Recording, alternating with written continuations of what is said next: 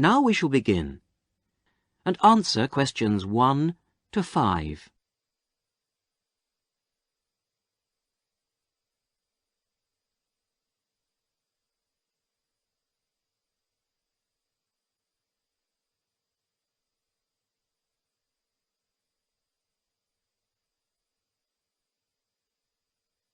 Sorry to keep you waiting.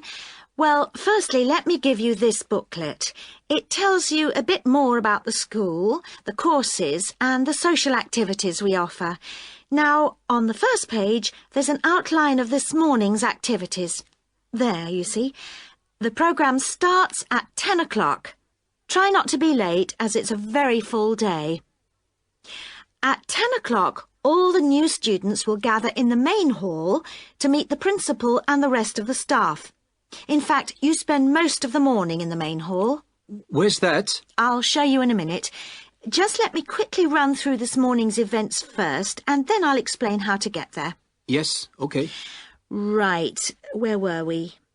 Yes, so the principal's talk will last about 15 minutes, and then the Director of Studies will talk to you for half an hour about the courses and the different requirements for each. After that, the Student Advisor will tell you about the various services and activities we offer to students. Any questions? So, all of this is in the main hall? That's right. And then you'll go next door to classroom 5 at 11 o'clock. What happens there? You'll have a test. Test? I don't like the sound of that. What sort of test? Oh, it's nothing to worry about. It's just a placement test to help us find your level of English so that we can put you in the right class. It won't last long. You now have some time to read questions 6 to 10.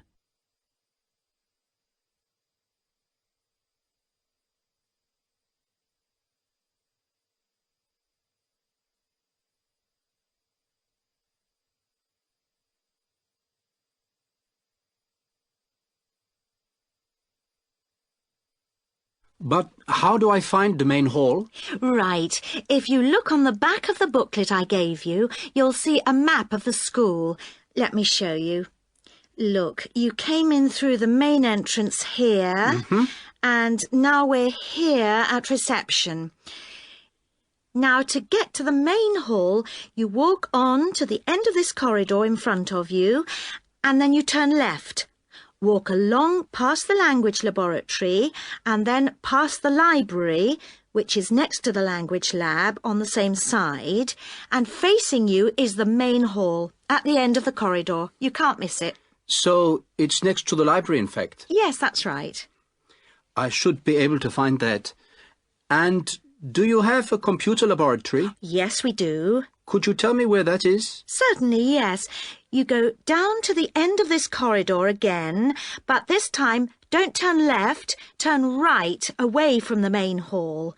The computer lab is immediately on your right, OK? And where's the staff room in case I need to find a teacher at some stage? The staff room is near the main entrance, on the left over there, just opposite the reception desk. In a day or two, I'm sure you'll find your way around very easily. Oh, one last thing. Is there a student common room? Oh, yes, I forgot to mention that.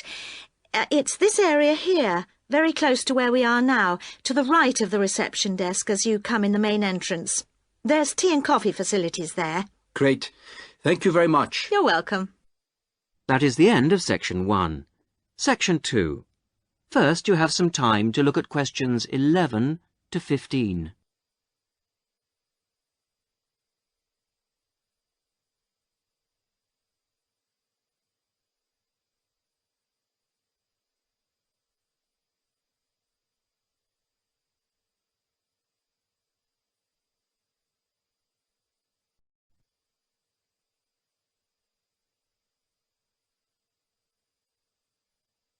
Hello, everybody, and welcome to this informal meeting about the University Helpline. The Helpline was set up 10 years ago by the Students' Union, and it aims to provide new students to the university with a service that they can use if they need information about practical areas of student life that they're unfamiliar with. Let me give you some examples of the type of help we can offer. We can provide information on financial matters. For example, you may feel that your grant is insufficient to see you through college life, or you may have some queries regarding the fees you're paying if you're an overseas student. In both cases, the helpline would be able to go through things with you and see what the outcome might be. Another area we can help with is what we generally term the domestic area, things such as childcare and the availability of nursery provision, for example, come under this.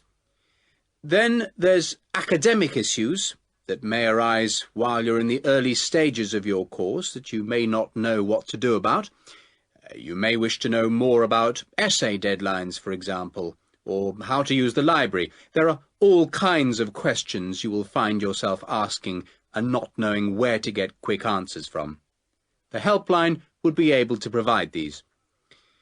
The last example I've given here is simply termed social, and yes, there is a lot of social life here, but you may have a particular interest you wish to pursue, or you may wish to participate in outings or trips if you don't know many people at the moment.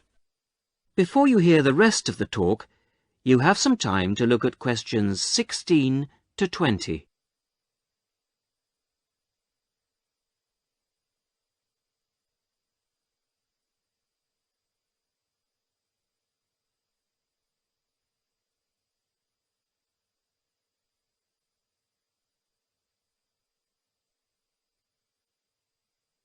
Let me give you some details so that you know where to go and who to see if you want to pay us a visit.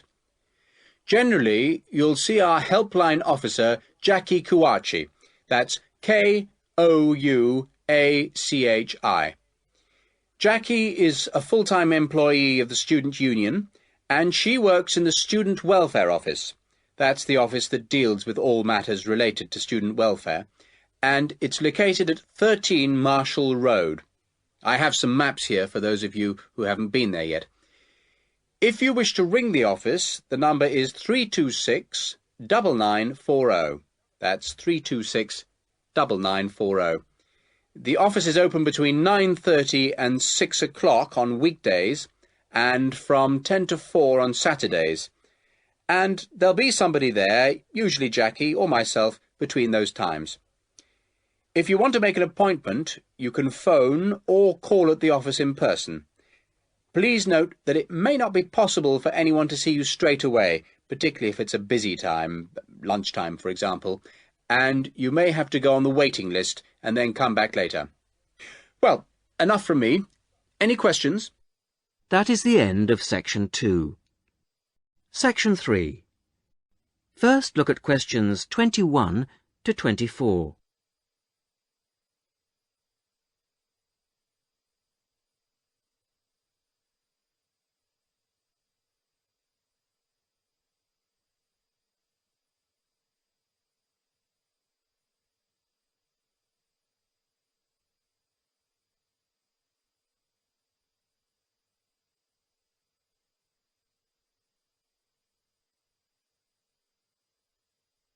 Good morning.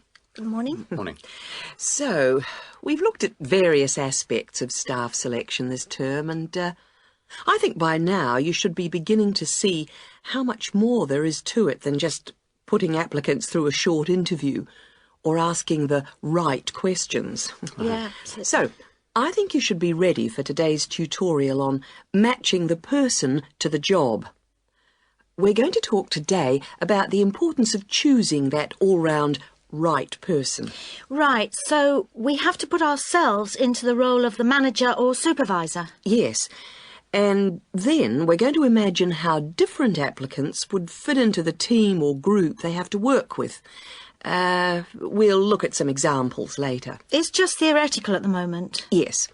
The point is, you can select someone, even a friend, who has all the right qualifications, degrees, certificates, whatever. You can also check that they have a lot of experience, that they've done the sort of tasks that you want them to do in your office already, in a similar environment. But if they start work and you realise that they just don't get along with everybody else, that, say, they've got sharply contrasting views on how something will work, well, with the best will in the world, you may be backing a loser. Wouldn't it be just a question of company training, though? Not always, particularly in a team situation. And I think it's important to think in terms of that type of working environment. People have to have faith in each other's ability to carry out the task their boss has set them. They have to trust that everyone will do their part of the job. And you can't necessarily train people for this. But it's like trying to find out what someone's personality is like in a job interview. I mean, you just can't do that. Even if you try, you won't find out what they're really like until they actually start work. Well, in most interviews, you usually ask candidates questions about their hobbies and what they like doing in their spare time, that sort of thing. So, employers are already involved in the practice of, well, doing part of the task. But it doesn't tell you anything. It doesn't tell you if they're easygoing or hate smokers or whatever. Well, arguably it does give you a bit of information about an applicant's character. Now look at questions 25 to 30.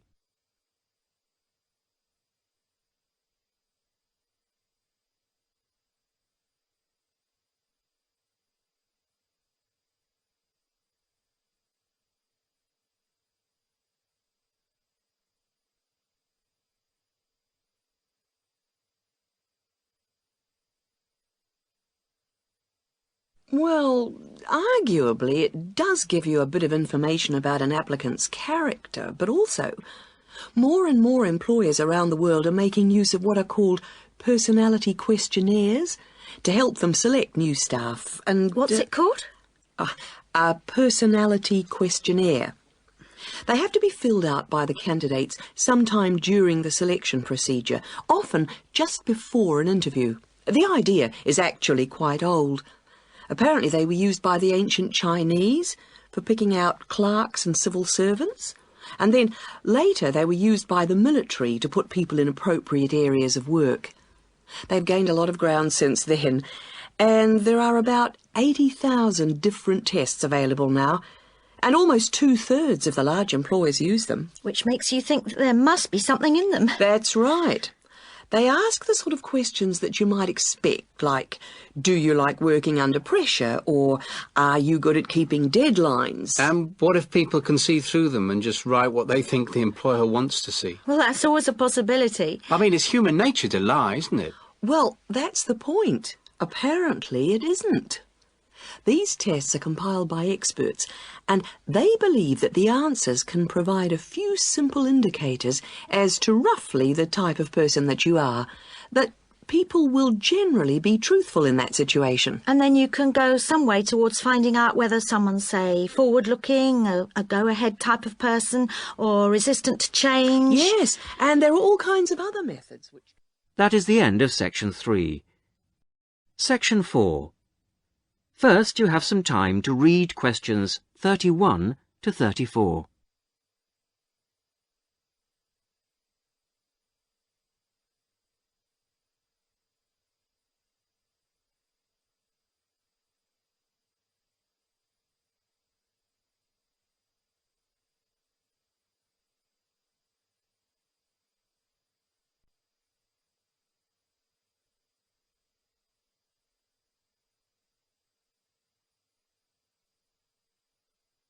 As you know, today Vivian is going to do a presentation on the hat-making project she did with her class during her last teaching practice. So, over to you, Vivian. Thanks. Mr. Yardley has asked me to describe to you the project I did as a student teacher at a secondary school in London. I was at this school for 6 weeks, and I taught a variety of subjects to a class of 14-year-old pupils. The project I chose to do was a hat-making project, and I think this project could easily be adapted to suit any age. So, to explain the project. After we'd done the research, we went back to the classroom to make 2 basic hat shapes using rolls of old wallpaper. We each made, first of all, a conical hat by, well, if I show you now, cutting out a circle and then making one cut up to the centre and then, overlapping the cut like this. A conical hat that sits on your head. The other hat we made was a little more complicated. First of all, we cut out a circle again, like this. Then you need a long piece with flaps on it. I've already made that bit, which I have here. You bend the flaps over and stick them with glue or Pritt stick to the underside of the circle, like this. Again, I've prepared this so that I don't get glue everywhere. The pupils do, of course, so you need plenty of covers for the table. And there you have a pillbox hat, as in pill and box. Now, variations and combinations of these two hat shapes form the basis of the pupils' final designs. Now you have some time to look at questions 35 to 40.